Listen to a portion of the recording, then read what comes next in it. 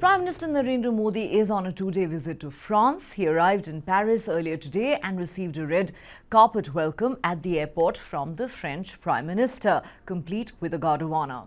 As usual, the Prime Minister was nearly mobbed by excited members of the Indian diaspora outside his hotel. Prime Minister Modi will be the guest of honor at the annual Bastille Day parade. That's the French National Day tomorrow, the 14th of July. A 269-member Indian Trial Services contingent will participate in the parade. 3 Rafale fighter jets of the Indian Air Force will also join the flypast along with French jets. Defence ties between the two countries are likely to take centre stage. The visit also marks the 25th anniversary of the India-French strategic partnership. Before his departure, Prime Minister Modi issued a statement saying he would hold wide-ranging discussions with French President Emmanuel Macron, and he hoped to provide a new impetus to the long-standing and time-tested partnership. He also talked about his multiple past meetings with the French President, most recently in Japan during the G7 summit. Some big-ticket defence deals are on the anvil. Most importantly, India's procurement of 26 Rafale marine fighter jets and 3 Scorpene submarines for the Indian Navy worth 90,000 crore. A deal to jointly develop an aircraft engine in India is also expected to be signed. Prime Minister Modi and President Macron will discuss cooperation in the key pillars of the strategic partnership, including civil nuclear technology, counter-terrorism, cyber-security, space, trade and investment, climate change, integration of supply chains and new areas of cooperation in the space sector. A large part of the talks will hinge on co-production and co-development of military hardware, with a focus on India's goal of self-reliance, which has emerged as a major theme of its defence and foreign policy in recent times. Prime Minister Modi has a packed schedule. He has already met with the President of the French Senate. Next, he is scheduled to meet Prime Minister Elisabeth Borne. After that, he will address the Indian diaspora at La Scène Musicale. Subsequently, President Emmanuel Macron will host a private dinner for the Prime Minister. On Friday, Prime Minister Modi will attend the Bastille Day parade as the guest of honor. He will meet with the President of the French National Assembly. This will be followed by a ceremonial reception for the Prime Minister at the Élysée Palace. There will then be delegation-level talks between Prime Minister Modi and French President Emmanuel Macron. The two leaders will also participate in the India-France CEO Forum, and in the evening, Macron will host a state banquet for Prime Minister Modi at the iconic Louvre Museum complex in Paris. The banquet will be attended by 250 dignitaries, and the two leaders will witness the fireworks display over Eiffel Tower from the terrace at the Louvre. Ambassador Chakravarti, let me start with you. Now, Prime Minister Modi, before his departure for France, issued a statement where he said he hoped to hold wide-ranging discussions with the French President in order to provide an impetus to the long-standing and time-tested partnership between the two nations. Now, as we know, this particular Bastille Day also marks the 25th anniversary of the Indo-French strategic partnership. According to you, sir, how significant is this visit by Prime Minister Modi? He's only the second Indian Prime Minister who is going to be the guest of honor at the Bastille Day celebrations in France. The first one, of course, was Dr. Manmohan Singh. But how significant do you think is this visit by the Prime Minister, and what are your expectations? Well, the Bastille Day invitation is surely a very important part of the Bastille Day celebration, because storming of the Bastille sparked off the French Revolution in 1789, brought and ushered in a completely new France. So now I think the importance of the invitation is very clear. It's a special occasion, and Prime Minister Modi ji is being given certainly a certain an honor that the French Republic has not given to many people. So I think that is point number one. Point number two is that India and France have now a tried and tested relationship. There are no irritants in the relationship, and we've had a very good relationship with France on the defense side, which I think is going to get boosted by this visit. There'll be discussions bilaterally and internationally. I think the whole range of discussions will basically cover bilateral and international. And I would assume under international, on the international agenda will be the global problems, what's happening in different parts of the world. And I suppose Ukraine will figure these are the kind of issues and what impact it's going to have. One important aspect, and that's number 3 on my list, is that Prime Minister Modi is visiting France soon after his very successful visit to the USA. Now, that is also a factor because a lot has been said about the visit to the USA and that we are getting very close. But France is also a very close friend. And I think on the defense side, India is very clear that it does not want to create any dependency on any one country. We are still a defense hardware importing nation. And our whole effort now, I think, particularly under Prime Minister Modi ji, is to become Atmanirbhar even in defense. So we've had the jet engine deal with the USA.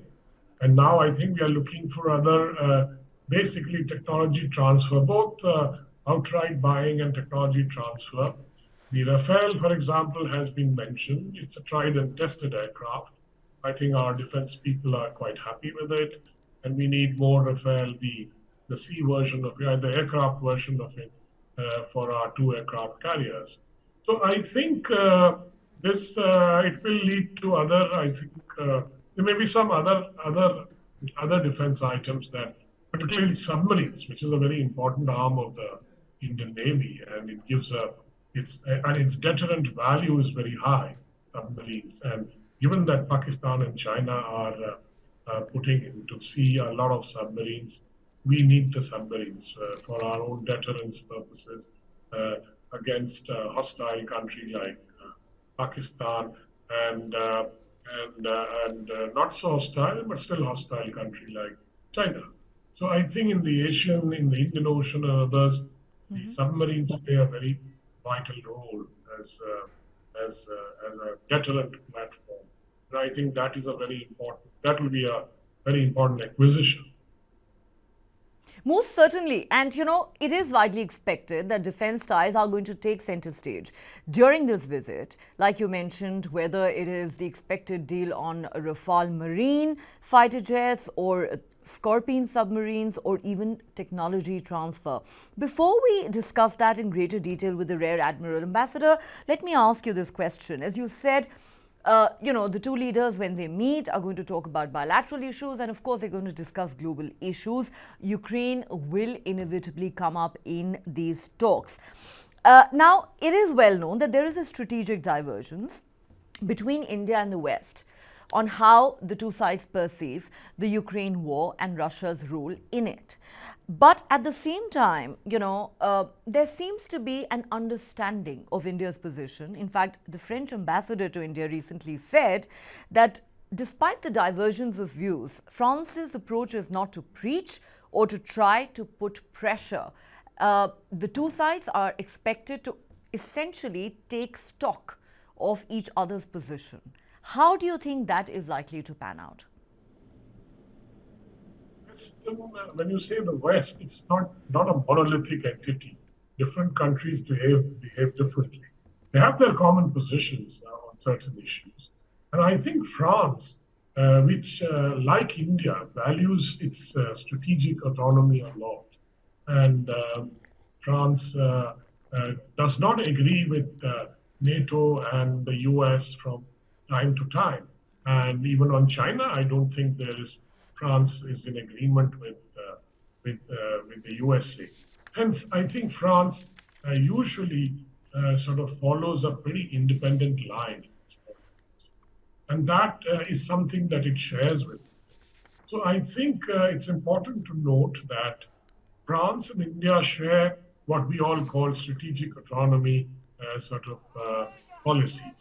So I think this is the reason why also France and India have a lot to share in terms of bilateral and international ties. And you are right that France is unlike certain other countries, and here I really mean the USA, that comes around, preaching on various issues, trying to say that do this, do that, etc., which of course doesn't work because we all know that ultimately it is the strategic interest that trumps various other issues like human rights.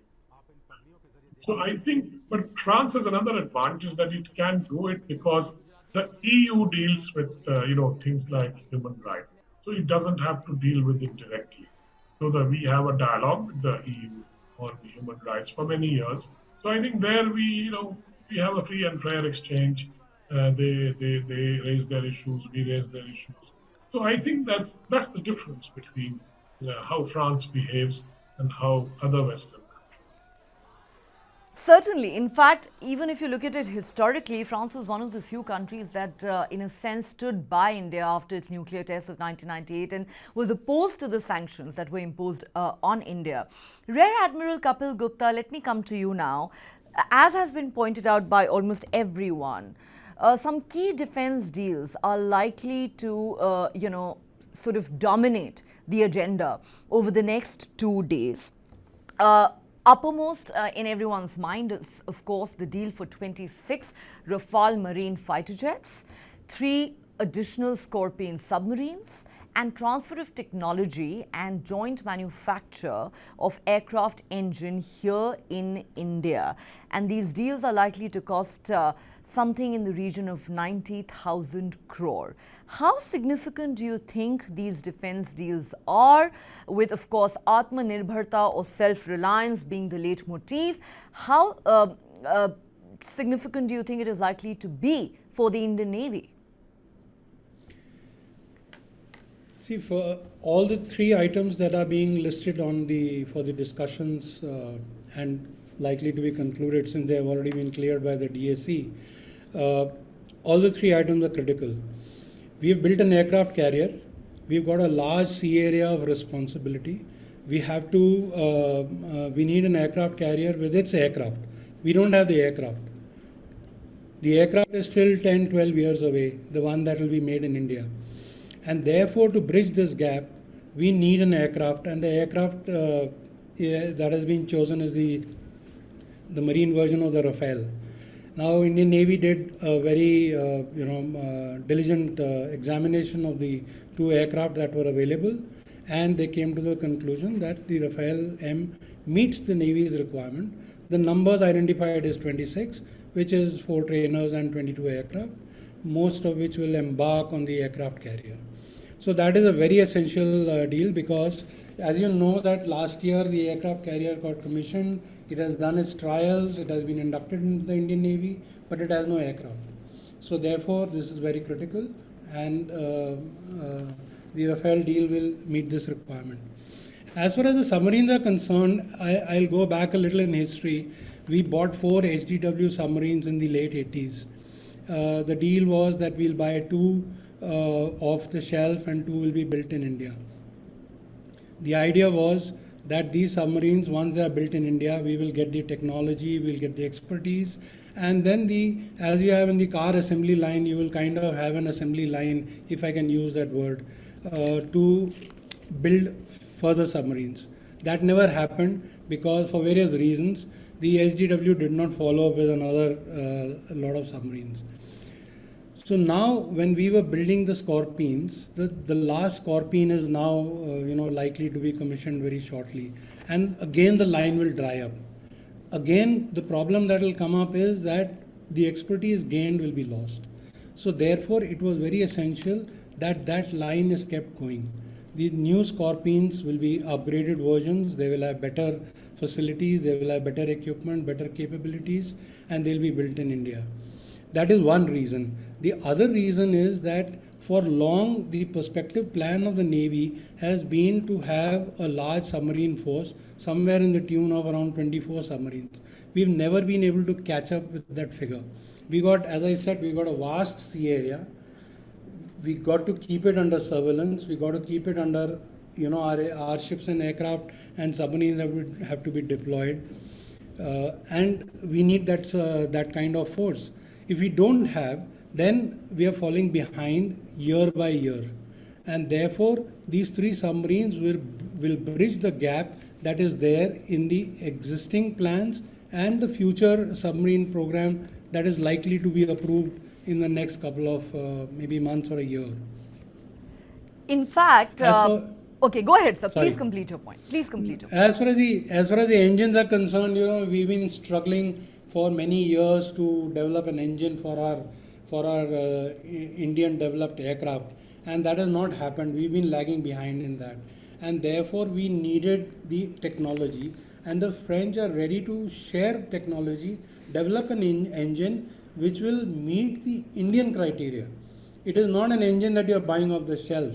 It will be an engine that will be designed, developed to meet the Indian criteria, and therefore it is very critical. The aircraft program, the LCA, the Tejas 2, and also, if I may say, that the deck-based aircraft, twin-engine deck-based aircraft that the Navy requires is far away in development, and the engine deal will help us in all these programs. Indeed, this is a very, very important relationship. France in recent years has emerged as the second largest arms supplier to India, and these are much needed submarines that the Indian Navy is finally going to get. But of course, this is going to be spread out over many, many years.